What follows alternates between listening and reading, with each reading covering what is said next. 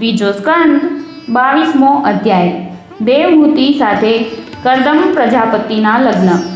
શ્રી મૈત્રેયજી કહે છે, હે વિદુરજી, આ પ્રમાણે જ્યારે કરદમજીએ મનુના સમસ્ત ગુણો અને કર્મોની શ્રેષ્ઠતાનું વર્ણન કર્યું ત્યારે તેમણે એટલે કે મનુએ થોડા સંકોચ સાથે તે નિવૃત્તિપરાયણ મુનિને કહ્યું। મનુએ કહ્યું, હે મુનિવર, વેદમૂર્તિ ભગવાન બ્રહ્માએ પોતાના વેદમય વિગ્રહના રક્ષણ માટે તપ, વિદ્યા અને યોગથી સંપન્ન તથા વિષયોમાં અનાસક્ત એવા તમને બ્રાહ્મણોને પોતાના મુખમાંથી ઉત્પન્ન કર્યા છે અને પછી તે સહસ્ત્ર ચરણોવાળા વિરાટ પુરુષે તમારા રક્ષણ માટે જ પોતાની સહસ્ત્ર ભુજાઓમાંથી અમને ક્ષત્રિયોને ઉત્પન્ન કર્યા છે। આ પ્રમાણે બ્રાહ્મણો તેમનું હૃદય અને ક્ષત્રિયો તેમનું શરીર કહેવાય છે। આમ એક જ શરીરથી સંબંધિત હોવાને કારણે પોતપોતાનું અને એકબીજાનું રક્ષણ કરનારા તે બ્રાહ્મણો અને ક્ષત્રિયોનું રક્ષણ વાસ્તવમાં તો શ્રીહરિ જ કરે છે કે જેઓ સમસ્ત કાર્ય કારણરૂપ હોવા છતાં પણ વાસ્તવમાં નિર્વિકાર છે। તમારા દર્શન માત્રથી જ મારા બધા સંદેહ દૂર થઈ ગયા છે, કારણ કે તમે મારી પ્રશંસાના બહાને પોતે જ પ્રજાપાલનની ઈચ્છાવાળા રાજાના ધર્મોનું ઘણા પ્રેમથી નિરૂપણ કર્યું છે। તમારું દર્શન અજિતેન્દ્રિય પુરુષો માટે અત્યંત દુર્લભ છે। મારું મહાભાગ્ય છે કે મને તમારું દર્શન થયું અને હું તમારા ચરણોની મંગલમયી રજને પોતાની માથે ચઢાવી શક્યો। મારા ભાગ્યોદયથી જ તમે મને રાજધર્મોનો બોધ આપીને મારા ઉપર મોટો અનુગ્રહ કર્યો છે અને મેં પણ શુભ પ્રારબ્ધનો ઉદય થવાથી જ તમારી પવિત્ર વાણી કાન ખોલીને સાંભળી છે। હે મુનિ, આ પુત્રી પ્રત્યેના સ્નેહને લીધે મારું ચિત્ત ઘણું જ ચિંતાગ્રસ્ત રહ્યા કરે છે, તેથી તમે મુજ દિનની આ પ્રાર્થના કૃપાપૂર્વક સાંભળો। મારી આ પુત્રી કે જે પ્રિયવ્રત અને ઉત્તાનપાદની બહેન છે, તે વય, શીલ, ગુણ વગેરે બાબતે પોતાને યોગ્ય પતિ મેળવવા ઈચ્છે છે। એણે નારદજીના મુખેથી તમારા શીલ, વિદ્યા, રૂપ, વય અને ગુણોનું વર્ણન જ્યારથી સાંભળ્યું છે ત્યારથી જ એ તમને પોતાના પતિ બનાવવાનો નિશ્ચય કરી ચૂકી છે। હે દ્વિજ શ્રેષ્ઠ, હું ઘણી શ્રદ્ધાપૂર્વક તમને આ કન્યા સમર્પિત કરું છું, તમે એનો સ્વીકાર કરો। એ ગૃહસ્થોચિત કાર્યો માટે બધી રીતે તમારે યોગ્ય છે। જે ભોગ આપમેળે જ આવી મળે તેની અવગણના કરવી એ વિરક્ત પુરુષ માટે પણ ઉચિત નથી, તો પછી વિષયાસક્તની તો વાત જ શી કરવી? જે પુરુષ આપમેળે આવી મળેલા ભોગનો નિરાદર કરીને પછી કોઈ કૃપણ આગળ હાથ ફેલાવે છે તેનું અતિ પ્રસરિત યશ પણ ક્ષય પામે છે અને તે બીજાઓના તિરસ્કાર થકી માનભંગ પણ થાય છે। હે વિદ્વન, મેં સાંભળ્યું છે કે તમે લગ્ન કરવાને તત્પર છો, તેથી હવે તમે આ કન્યાનો સ્વીકાર કરો। આને હું તમને અર્પિત કરું છું। શ્રી કરદમ મુનિએ કહ્યું, સારું, હું લગ્ન કરવા ઈચ્છું છું અને તમારી પુત્રીનું હજી સુધી કોઈની સાથે વાગ્દાન એટલે કે વેવિશાળ થયું નથી, તેથી અમારા બંનેનું સર્વશ્રેષ્ઠ બ્રાહ્મ વિધિપૂર્વક લગ્ન થાય તો એ ઉચિત જ થશે। અહીં બ્રાહ્મનો અર્થ જોઈએ તો મનુસ્મૃતિમાં 8 પ્રકારના લગ્નનો ઉલ્લેખ મળે છે: બ્રાહ્મ, દૈવ, આર્ષ, પ્રાજાપત્ય, આસુર, ગાંધર્વ, રાક્ષસ અને પૈશાચ। તેમના લક્ષણો ત્યાં 3જા અધ્યાયમાં જોવા જોઈએ। આમાં પહેલા પ્રકારનું લગ્ન બ્રાહ્મ સૌથી શ્રેષ્ઠ મનાયું છે। એમાં પિતા કન્યાનું યોગ્ય વરને દાન કરે છે। હે રાજન, વેદોક્ત લગ્ન વિધિમાં પ્રસિદ્ધ ગુર્ભણામી તે ઇત્યાદિ મંત્રોમાં દર્શાવેલો જે કામ એટલે કે સંતાનોત્પત્તિ રૂપ મનોરથ જે તે તમારી આ પુત્રી સાથે મારો સંબંધ થવાથી સફળ થશે। જે પોતાની દેહ કાંતિથી આભૂષણો વગેરેની શોભાને પણ તિરસ્કૃત કરી રહી છે તેવી તમારી આ પુત્રીનો આદર કોણ નહીં કરે? એકવાર એ પોતાના મહેલની છત પર દડો રમી રહી હતી। દડા પાછળ અહીં તહીં દોડવાને કારણે તેની આંખો ચંચળ બની રહી હતી તથા પગના ઝાંઝર મધુર ઝંકાર કરતા હતા। તે સમયે તેને જોઈને ગંધર્વ વિશ્વાવસુ મોહવશ બેભાન થઈને પોતાના વિમાનમાંથી હેઠો પડ્યો હતો। તે જ આ અત્યારે અહીં પોતે આવીને પ્રાર્થના કરી રહી છે। આવી પરિસ્થિતિમાં કયો સમજો પુરુષ એનો સ્વીકાર ન કરે? આ તો તમારી સાક્ષાત શ્રી સ્વયંભૂ મનુ મહારાજની લાડકી પુત્રી અને ઉત્તાનપાદની વહાલી બહેન છે તથા રમણીઓમાં રત્નતુલ્ય છે. જે લોકોએ ક્યારેય શ્રી લક્ષ્મીજીના ચરણોની ઉપાસના કરી નથી તેમને તો આનું દર્શન પણ ન થઈ શકે.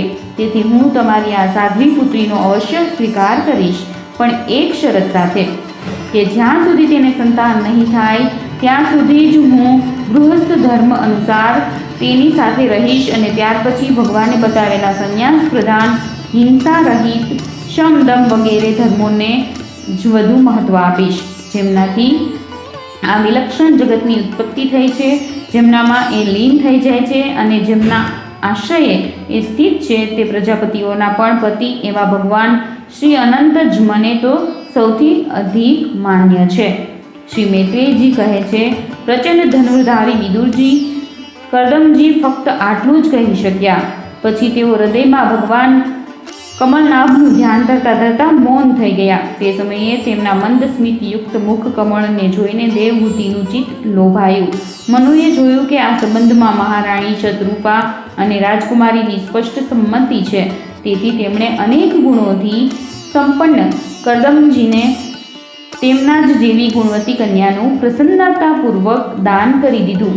મહારાણી શતરૂપાએ પણ પુત્રી અને જમાઈને ઘણા પ્રેમપૂર્વક ઘણા બધા કિંમતી વસ્ત્રો, આભૂષણો અને ગૃહસ્થીને ઉપયોગી વાસણ વગેરે દહેજમાં આપ્યા. આ પ્રમાણે સુયોગ્ય વરને પોતાની પુત્રી આપીને મહારાજ મનુ નિશ્ચિંત થઈ ગયા. પ્રસ્થાન વેળાએ તેનો વિયોગ નહીં સહી શકવાને કારણે તેમને ઉત્કંઠાવશ વિહ્વળ ચિત્તના થઈને તેને છાતી સરસી ચાપી અને બેટી બેટી કહીને રડવા લાગ્યા. તેમની આંખોમાંથી આંસુઓની વર્ષા થઈ અને તેનાથી તેમણે દેવહૂતિના માથાના બધા વાળ ભીંજવી દીધા. પછી તે મુનિશ્રેષ્ઠ કર્દમજીને પૂછીને તેમની આજ્ઞા લઈને રાણીની સાથે રથ પર સવાર થયા અને પોતાના સેવકો સહિત ઋષિકુળ વડે સેવાયેલી સરસ્વતી નદીના બંને કિનારાઓ પરના મુનિઓના આશ્રમોનું સૌંદર્ય નિહાળતા પોતાની રાજધાનીમાં પ્રસ્થાન કરી ગયા. જ્યારે બ્રહ્માવર્તની પ્રજાને એ સમાચાર મળ્યા કે તેમના સ્વામી આવી રહ્યા છે ત્યારે તે અત્યંત આનંદિત થઈને સ્તુતિ ગીતો અને વાદ્યવાદન સાથે તેમનું સ્વાગત કરવા માટે બ્રહ્માવર્તની રાજધાનીમાંથી બહાર આવી. બધા પ્રકારની સંપત્તિઓથી યુક્ત બહિષ્મતી નગરી મનુની રાજધાની હતી કે જ્યાં પૃથ્વીને રસાતલમાંથી લઈ આવ્યા પછી શરીર કંપાવતી વખતે શ્રી વરાહ ભગવાનના રૂવાટા ખરી પડ્યા હતા. તે રૂવાટા જ નિરંતર હર્યાભર્યા રહેનાર કુશ અને કાશ થયા કે જેમના વડે મુનિઓએ યજ્ઞમાં વિઘ્ન નાખનારા દૈત્યોનો તિરસ્કાર કરીને યજ્ઞો વડે ભગવાન યજ્ઞપુરુષની આરાધના કરી છે. મહારાજ મનુએ પણ શ્રી વરાહ ભગવાન દ્વારા ભૂમિરૂપી નિવાસ સ્થાન પ્રાપ્ત થવાથી આ જ સ્થાનમાં કુશ અને કાશની બરહી એટલે કે ચટાઈ બિછાવીને શ્રી યજ્ઞ ભગવાનની પૂજા કરી હતી. જે બહિષ્મતીપુરીમાં મનુ નિવાસ કરતા હતા તેમાં પહોંચીને તેમણે પોતાના ત્રિતાપનાશક ભવનમાં પ્રવેશ કર્યો. ત્યાં પોતાની પત્ની અને પોતાના સંતાનો સહિત તેઓ ધર્મ, અર્થ અને મોક્ષને અનુકૂળ ભોગ ભોગવવા લાગ્યા. પ્રાતઃકાળ થતાં પોતાની પત્નીઓ સમેત ગંધર્વો તેમનું ગુણગાન કરતા હતા, પરંતુ મનુ તેમાં આસક્ત ન થતાં પ્રેમપૂર્ણ હૃદયથી શ્રીહરિની કથાઓ જ સાંભળ્યા કરતા હતા. તેઓ ઈચ્છા અનુસાર ભોગોનું નિર્માણ કરવામાં કુશળ હતા, પરંતુ મનનશીલ અને ભગવતપરાયણ હોવાને કારણે ભોગો તેમને લેશ માત્ર પણ વિચલિત કરી શકતા ન હતા. ભગવાન વિષ્ણુની કથાઓનું શ્રવણ, ધ્યાન, રચના અને નિરૂપણ કરતા રહેતા હોવાને કારણે મન્વંતરને વ્યતીત કરનારી તેમની ક્ષણો ક્યારેય વ્યર્થ જતી ન હતી. આ પ્રમાણે પોતાની જાગ્રત વગેરે ત્રણેય અવસ્થાઓને અથવા સત્વ વગેરે ત્રણેય ગુણોને અભિભૂત કરીને તેમણે ભગવાન વાસુદેવના કથા પ્રસંગમાં પોતાના મન્વંતરના 71 ચતુર્યુગ પૂરા કરી દીધા. વ્યાસસુત વિદુરજી, જે મનુષ્ય શ્રી હરિની આશ્રિત રહે છે, તેને શારીરિક, માનસિક, દૈવિક, માનુષિક અથવા ભૌતિક દુઃખો કેવી રીતે કષ્ટ પહોંચાડી શકે? મનુ નિરંતર સમસ્ત પ્રાણીઓના હિતમાં રત રહેતા હતા. મુનિઓના પૂછવાથી તેમણે મનુષ્યોના તથા સમસ્ત વર્ણો અને આશ્રમોના અનેકવિધ મંગલમય ધર્મોનું પણ વર્ણન કર્યું, જે મનુસંહિતા રૂપે અત્યારે પણ ઉપલબ્ધ છે. જગતના સર્વપ્રથમ સમ્રાટ મનુ મહારાજ વાસ્તવમાં કીર્તનને યોગ્ય હતા. આ મેં તેમના અદ્ભુત ચરિત્રનું વર્ણન કર્યું. હવે તેમની પુત્રી દેવહૂતિનો પ્રભાવ સાંભળો. ત્રીજા સ્કંદ અંતર્ગત 22મો અધ્યાય સમાપ્ત.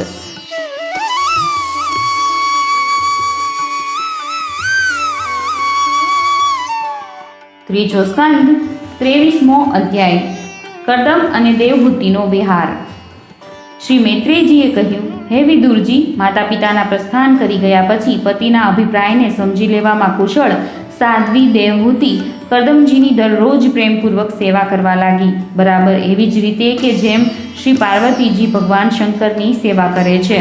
તેણે કામ, વાસના, દંભ, દ્વેષ, લોભ, પાપ અને મદનો ત્યાગ કરીને ખૂબ સાવધાની અને લગનથી સેવામાં તત્પર રહીને વિશ્વાસ, પવિત્રતા, ગૌરવ, સંયમ, શુશ્રૂષા, પ્રેમ, મધુર વાણી વગેરે ગુણો વડે પોતાના પરમ તેજસ્વી પતિદેવને સંતુષ્ટ કરી દીધા. દેવહૂતિ સમજતી હતી કે મારા પતિદેવ દૈવ કરતાં પણ ઉત્તમ છે, તેથી તે તેમની પાસેથી મોટી મોટી આશાઓ રાખીને તેમની સેવામાં રત રહેતી હતી. આ પ્રમાણે ઘણા દિવસો સુધી પોતાનું અનુવર્તન કરનારી તે મનુપુત્રીને વ્રત વગેરેનું પાલન કરવાને લીધે દુર્બળ થયેલી જોઈને દેવર્ષિ શ્રેષ્ઠ કર્દમજીને કરુણાવશ થોડો ખેદ થયો અને તેમણે તે દેવહૂતિને પ્રેમ ગદગદ વાણીમાં કહ્યું. કર્દમજી બોલ્યા, હે મનુસુતા, તે મારો ઘણો આદર કર્યો છે. હું તારી ઉત્તમ સેવા અને પરમ ભક્તિથી ખૂબ જ સંતુષ્ટ છું. બધા જ શરીરધારીઓને પોતાનું શરીર ઘણું પ્રિય અને આદરની વસ્તુ હોય છે, પણ તે મારી સેવા આગળ તેના ક્ષીણ થવાની પણ કોઈ પરવા કરી નથી.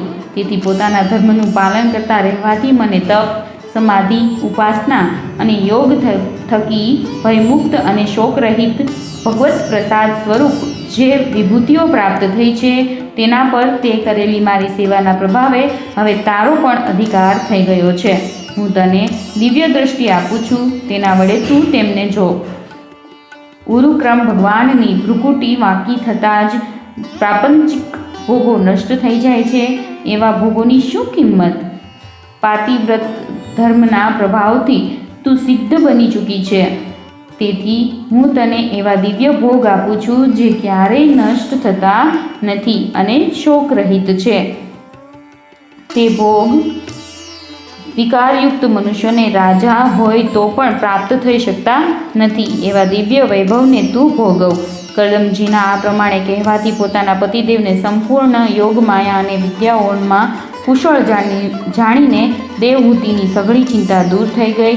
તેનું મુખ કંઈક સંકોચભરી દ્રષ્ટિથી અને મધુર સ્મિતથી ખીલી ઉઠ્યું અને તે વિનય અને પ્રેમપૂર્વક ગદગદ વાણીમાં આ પ્રમાણે કહેવા લાગી.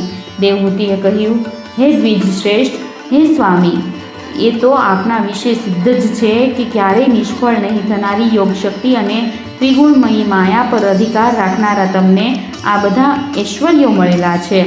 તે વાતને હું પણ જાણું છું, પરંતુ પ્રભુ, તમે લગ્ન વખતે જે પ્રતિજ્ઞા કરી હતી કે ગર્ભાધાન થતાં સુધી હું તારી સાથે ગૃહસ્થ સુખનો ઉપભોગ કરીશ, તેની હવે પૂર્તિ થવી જોઈએ. કારણ કે શ્રેષ્ઠ પતિ દ્વારા સંતાન પ્રાપ્તિ થવી એ પ્રતિવ્રતા સ્ત્રી માટે મહાન લાભ છે. આ માટે શાસ્ત્ર અનુસાર જે કર્તવ્ય હોય તેનો તમે ઉપદેશ આપો અને ઉબટન, ગંધ, ભોજન વગેરે ઉપયોગી સામગ્રીઓની પણ વ્યવસ્થા કરો કે જેથી સંતતિની ઈચ્છાથી અત્યંત દીન દુર્બળ થયેલું મારું આ શરીર તમારા અંગ સંગને યોગ્ય થઈ જાય. કારણ કે મારા હૃદયમાં ઉત્પન્ન થયેલી ઈચ્છાથી હું પીડિત થઈ રહી છું. તેથી સ્વામી, મારી આ ઈચ્છા પૂર્ણ કરો અને આ કાર્ય માટે એક યોગ્ય ભવન તૈયાર થઈ જાય એનો પણ વિચાર કરો. શ્રી મૈત્રેયજી કહે છે, હે વિદુરજી, કર્દમ મુનિએ પોતાની પ્રિયાની ઈચ્છા પૂરી કરવા માટે તે જ સમયે ભોગના પ્રભાવથી એક વિમાન રચ્યું જે ઈચ્છા અનુસાર સર્વત્ર જઈ શકતું હતું. આ વિશે વાત કરીએ તો કર્દમ મુનિનું યોગ બળ એટલું પ્રબળ હતું કે સ્વયં ભગવાને પણ તેમની સમક્ષ પ્રગટ થવું પડ્યું. તો પછી વિમાન વગેરે પદાર્થોનું પ્રસ્તુત થવું કંઈ મોટી વાત છે? આ વિમાન બધા પ્રકારના ઇષ્ટ ભોગ સુખો પ્રદાન કરનારું, અત્યંત સુંદર, સર્વ પ્રકારના રત્નોથી યુક્ત, બધી સંપત્તિઓની ઉત્તરોત્તર વૃદ્ધિથી સંપન્ન તથા મણિમય સ્તંભો વડે સુશોભિત હતું. તે બધી જ ઋતુઓમાં સુખદાયક હતું અને તેમાં જ્યાં ને ત્યાં બધા પ્રકારની દિવ્ય સામગ્રીઓ રાખેલી હતી તથા તેને ચિત્ર વિચિત્ર રેશમી ધજા પતાકાથી ખૂબ સજાવવામાં આવ્યું હતું, જેમના પર ભમરા મધુર ગુંજરાવ કરી રહ્યા હતા એવા રંગબેરંગી પુષ્પોની માળાઓથી તથા અનેકવિધ સુતરાવ અને રેશમી વસ્ત્રોથી તે અત્યંત શોભાયમાન થઈ રહ્યું હતું. એકના ઉપર એક એ રીતે બનાવાયેલા ઓરડાઓમાં અલગ અલગ મૂકેલી શૈયાઓ, પલંગ, પંખા અને આસનોને કારણે તે ઘણું જ સુંદર જણાતું હતું. બધી બાજુ દિવાલોમાં કરેલી શિલ્પ રચનાથી તેની શોભા અપૂર્વ બની રહી હતી. એમાં પન્નાની ફરસ બનાવેલી હતી અને બેસવા માટે મૂંગાની વેદીઓ એટલે કે બેઠકો બનાવવામાં આવી હતી. ડેલીઓ પણ મૂંગાની જ બનાવેલી હતી. તેના દરવાજાઓમાં હીરાના કમાડ હતા તથા ઇન્દ્રનીલમણીના શિખરો પર સોનાના કળશ મૂકેલા હતા. તેની હીરાની દિવાલોમાં શ્રેષ્ઠ લાલ રત્નો જોડાયેલા હતા કે જે એવા જણાઈ આવતા હતા કે જાણે તે વિમાનની આંખ હોય અને તેને રંગબેરંગી ચંદરવા અને કિંમતી સોનેરી તોરણોથી સજાવવામાં આવ્યું હતું. તે વિમાનમાં જ્યાં ને ત્યાં કૃત્રિમ હંસ, કબૂતર વગેરે પક્ષીઓ બનાવવામાં આવ્યા હતા કે જે બિલકુલ સજીવ જેવા જણાતા હતા. તેમને પોતાના સજાતીય સમજીને ઘણા બધા હંસો અને કબૂતરો તેમની પાસે બેસીને પોતાની બોલી બોલતા હતા. તેમાં સુવિધા અનુસાર ક્રીડા સ્થળ, શયનગૃહ, બેઠકો, આંગણું, ચોક વગેરે બનાવવામાં આવ્યા હતા, જે બધાને કારણે તે વિમાન સ્વયં કદમજીને પણ આશ્ચર્યચકિત કરી રહ્યું હતું. આવા સુંદર ભવનને પણ જ્યારે દેવહૂતિએ અતિ પ્રસન્ન ચિત્તે જોયું નહીં ત્યારે બધાના આંતરિક ભાવને પારખી લેનારા કદમજીએ પોતે જ કહ્યું, હે વીરુ, તું આ બિંદુ સરોવરમાં સ્નાન કરીને વિમાન પર ચડી જા. આ વિષ્ણુ ભગવાને રચેલું તીર્થ છે. મનુષ્યને બધી જ કામનાઓની તૃપ્તિ કરાવનારું છે. કમલલોચનના દેવહૂતિએ પોતાના પતિની વાત માની લીધી અને સરસ્વતીના પવિત્ર જળથી ભરેલા તે સરોવરમાં પ્રવેશ કર્યો. તે સમયે તેણે ઘણી મેલી સાડી પહેરેલી હતી. તેના માથાના વાળની જટા બની ગઈ હતી. શરીર પર મેલ જામી ગયો હતો તથા વક્ષસ્થળ કાંતિહીન થઈ ગયું હતું. સરોવરની વચ્ચે ડૂબકી મારવાથી તેણે એક આશ્ચર્ય ઉપજાવનારું દ્રશ્ય જોયું કે તેમાં એક મહેલમાં 1000 કન્યાઓ જોઈ. તે બધી કિશોર અવસ્થાની હતી અને તેમના શરીરોમાંથી કમળની ગંધ આવતી હતી. દેવહૂતિને જોતાં જ તે બધી સ્ત્રીઓ એકદમ ઊભી થઈ ગઈ અને હાથ જોડીને કહેવા લાગી, અમે તમારી દાસીઓ છીએ, અમને આજ્ઞા આપો, અમે તમારી શી સેવા કરીએ. વિદુરજી ત્યારે સ્વામીની એટલે માલકણને સન્માન આપનારી તે રમણીઓએ કિંમતી ગંધ મિશ્રિત જળથી મનસ્વીની દેવહૂતિને સ્નાન કરાવ્યું તથા તેને 2 નવા અને નિર્મળ વસ્ત્રો પહેરવા આપ્યા. પછી તેમણે ઘણા મૂલ્યવાન, ઘણા સુંદર અને તેજોમય આભૂષણો, સર્વગુણ સંપન્ન ભોજન અને પીવા માટે અમૃત તુલ્ય આસવ પ્રસ્તુત કર્યા. હવે દેવહૂતિએ દર્પણમાં પોતાનું પ્રતિબિંબ જોયું તો તેને ખબર પડી કે તે જાત જાતના સુગંધિત ફૂલોના હારોથી વિભૂષિત છે. સ્વચ્છ વસ્ત્રો ધારણ કરેલા છે. તેનું શરીર પણ નિર્મળ અને કાંતિમાન થઈ ગયું છે તથા તે કન્યાઓએ ઘણા આદરપૂર્વક તેનો માંગલિક શૃંગાર કરેલો છે.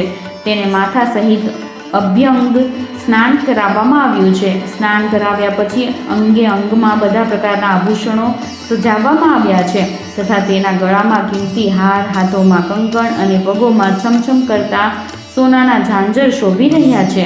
કમરમાં પહેરેલી સોનાની રત્નજડિત કટી મેખલાથી, કિંમતી મણીઓના હારથી અને અંગે અંગમાં લગાડેલા કુમકુમ વગેરે મંગળ દ્રવ્યોથી તેની શોભા અપૂર્વ બની રહી છે. તેનું મુખ સુંદર દંતપંક્તિ, મનોહર ભવા, કમળકળી સાથે સ્પર્ધા કરનારા પ્રેમ કટાક્ષમય નેત્રો અને શ્યામ કેશાવલીથી ઘણું જ સુંદર જણાઈ આવે છે. વિદુરજી જ્યારે દેવહૂતિએ પોતાના પ્રિય પતિદેવનું સ્મરણ કર્યું ત્યારે તેણે પોતાની સહેલીઓની સાથે ત્યાં જ ઉપસ્થિત જોઈ કે જ્યાં પ્રજાપતિ કદમજી વિરાજમાન હતા. તે સમયે પોતાની શસ્ત્ર સ્ત્રીઓ સાથે પોતાના પ્રાણનાથની સામે ઉપસ્થિત જોઈને અને તેને તેમના યોગનો પ્રભાવ સમજીને દેવહૂતિને ઘણું આશ્ચર્ય થયું. હે શત્રુ વિજયી વિદુર, જ્યારે કદમજીએ જોયું કે દેવહૂતિનું શરીર સ્નાન કરવાથી અત્યંત નિર્મળ થઈ ગયું છે અને લગ્નકાળ પહેલાં તેનું જેવું રૂપ હતું તે જ રૂપ પામીને તે અપૂર્વ શોભાથી સંપન્ન થઈ ગયું છે. તેનું સુંદર વક્ષસ્થળ ચોળીથી ઢંકાયેલું છે. હજારો વિદ્યાધરીઓ તેની સેવામાં રત છે તથા તેના શરીર પર ઉત્તમોત્તમ વસ્ત્રો શોભી રહ્યા છે. ત્યારે તેમણે તેને ખૂબ પ્રેમપૂર્વક વિમાન પર ચઢાવી. તે સમયે પોતાની પ્રિયા પ્રત્યે અનુરક્ત થવા છતાં પણ કદમજીનો મહિમા એટલે કે મન ઇન્દ્રિયો પરનું પ્રભુત્વ ઓછો થયો નહીં. વિદ્યાધરીઓ તેમના શરીરની સેવા કરી રહી હતી. ખિલેલા કુમુદના પુષ્પોથી શૃંગાર કરીને અત્યંત સુંદર બનેલા તેઓ વિમાન પર એવા શોભી રહ્યા હતા કે જાણે આકાશમાં તારાઓથી ઘેરાયેલા ચંદ્રદેવ વિરાજમાન હોય. તે વિમાન પર નિવાસ કરીને તેમણે દીર્ઘકાળ સુધી કુબેરજીની જેમ મેરુ પર્વતની ઘાટીઓમાં વિહાર કર્યો. તે ઘાટીઓ 8 લોકપાલોની વિહારભૂમિ છે. તેમાં કામદેવને સંવર્ધિત કરનારો શીતળ મંદ સુગંધિત વાયુ વહીને તેમની સુંદર શોભાનો વિસ્તાર કરે છે તથા સ્વર્ગલોકમાંથી શ્રી ગંગાજીના પડવાનો મંગળમય ધ્વનિ નિરંતર ગુંજતો રહે છે. તે સમયે પણ દિવ્ય વિદ્યાધરીઓનો સમુદાય તેમની સેવામાં ઉપસ્થિત હતો અને સિદ્ધો વંદના કર્યા કરતા હતા. આ પ્રમાણે પ્રાણપ્રિયા દેવહૂતિને સાથે તેમણે વૈશ્રંભક, સુરસન, નંદન, પુષ્પભદ્ર, ચૈત્રરથ વગેરે અનેક દેવ ઉદ્યાનોમાં તથા માનસ સરોવરમાં અનુરાગપૂર્વક વિહાર કર્યો. કાંતિમાન અને ઈચ્છા અનુસાર ચાલનારા તે શ્રેષ્ઠ વિમાન પર આરૂઢ થઈને વાયુની જેમ બધા જ લોકોમાં વિચરતા રહીને કદમજી વિમાન વિહારી દેવતાઓ કરતાં પણ આગળ વધી ગયા. વિદુરજી, જેમણે ભગવાનના ભવભયહારી પવિત્ર ચરણ કમળોનો આશ્રય લીધો છે, તે ધીર પુરુષો માટે ભલા કઈ વસ્તુ કે શક્તિ દુર્લભ છે. આ પ્રમાણે મહાયોગી કદમજી આ સઘળું ભૂમંડળ કે જે દ્વીપ, વર્ષ વગેરેની વિલક્ષણ રચનાને કારણે ઘણું આશ્ચર્યપૂર્ણ પ્રતીત થાય છે, તે પોતાની ક્રિયાને બતાવીને પોતાના આશ્રમમાં પાછા આવી ગયા. પછી તેમણે પોતાનું 9 રૂપોમાં વિભાજન કરીને રતિસુખ માટે અત્યંત ઉત્સુક મનુકુમારી દેવહૂતિને આનંદિત કરતા રહીને તેની સાથે ઘણા વર્ષો સુધી વિહાર કર્યો. પણ તેમનો આટલો દીર્ઘ સમય એક મુહૂર્ત એટલે કે 2 ઘડીની જેમ વીતી ગયો. તે વિમાનમાં રતિસુખને વધારનારી ઘણી સુંદર શૈયાનો આશરો લઈને પોતાના પરમ રૂપાળા પ્રિયતમની સાથે રહેતી દેવહૂતિને આટલો સમય વીત્યાનો કશો જ ખ્યાલ ન રહ્યો. આ પ્રમાણે રમમાણ કરી રહેલા દંપતીના પોતાના યોગબળે સેંકડો વર્ષ સુધી વિહાર કરતા રહેવા છતાં પણ તે કાળ બહુ થોડા સમયની જેમ પસાર થયો. આત્મજ્ઞાની કરદમજી બધા પ્રકારના સંકલ્પોને જાણતા હતા. તેથી દેવહૂતિને સંતાન પ્રાપ્તિ માટે ઉત્સુક જોઈને તથા ભગવાનના આદેશનું સ્મરણ કરીને તેમને પોતાના સ્વરૂપના 9 વિભાગ કર્યા તથા કન્યાઓની ઉત્પત્તિ માટે એકાગ્ર ચિત્તે અર્ધાંગ રૂપે પોતાની પત્નીની ભાવના કરતાં કરતાં તેના ગર્ભમાં તેજ સ્થાપિત કર્યું. તેનાથી દેવહૂતિને એક સાથે જ 9 કન્યાઓ જન્મી. આ પણ એક યોગનો જ પ્રભાવ હતો. તે બધીએ સર્વાંગ સુંદર હતી અને તેમના શરીરમાંથી લાલ કમળના જેવી સુગંધ નીકળતી હતી. તે જ સમયે શુદ્ધ સ્વભાવની સતી દેવહૂતિએ જોયું કે અગાઉની પ્રતિજ્ઞા મુજબ તેના પતિદેવ સંન્યાસાશ્રમ ગ્રહણ કરીને વનમાં જવા ઈચ્છે છે. તેથી તેણે પોતાના આંસુ રોકીને બાહ્ય રીતે હસતા પણ વ્યાકુળ અને દુઃખી હૃદયે અતિ મધુર વાણીમાં ધીરે ધીરે કહ્યું.